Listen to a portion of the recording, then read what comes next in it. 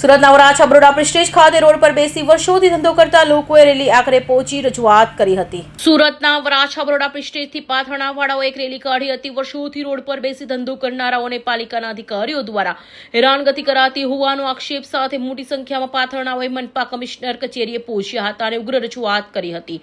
મારું નામ જય વ્યાસ, ભારતીય પથ વિક્રેતા મહાસંઘ અમારું સંગઠન છે જે આખા દેશમાં લારી ગલ્લા પથારા માટેના અધિકાર માટે લડી રહ્યું છે। 2014 માં આ કાનૂન આવેલો, સ્ટ્રીટ વેન્ડર એક્ટ, પથ વિક્રેતા કાનૂન। આ કાનૂનમાં આ પથારાવાળા લારી ગલ્લાવાળાની વ્યવસ્થા કેવી રીતે કરવી એ આમાં લખેલું છે અને એ પ્રમાણે 11 વર્ષથી કામગીરી કરવાની હતી, જે એસએમસી આજ સુધી કશું કર્યું નથી। આમાંથી 90% માંથી 10% બી કામ નહીં કર્યું હોય, પણ સર્વે થઈ ચૂક્યો છે અને આમાંથી મોટા ભાગના લોકો પાસે સર્વેમાં એ લોકોનું નામ છે, એમની પાસે ઓળખપત્ર છે। એને ગેરઅંદાજ કરીને, એને જોયા વગર આ એસએમસી ગુંડાની જેમ પેલું શું કહેવાય, વાહનો લઈ, પોલીસ લઈ અને બધા પર હુમલો કર્યા કરે છે। રોજ પોટલાઓ બાંધે રોજ અને રોજ પૈસા ખાય। આ બધી દબનગીરીથી અમે બચવા માટે અમારો કાનૂનના અમલ માંગી રહ્યા છે।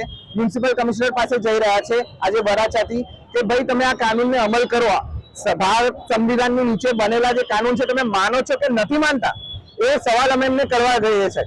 અને આમાં ચોખ્ખું લખ્યું છે કે જ્યાં સુધી બધા પથ વિક્રેતા, બધા પથારાની વ્યવસ્થા લેખિતમાં થઈ ન જાય ત્યાં સુધી તમે કોઈ બી પથારાને ખસાડી નથી શકતા। કલમ નંબર 3।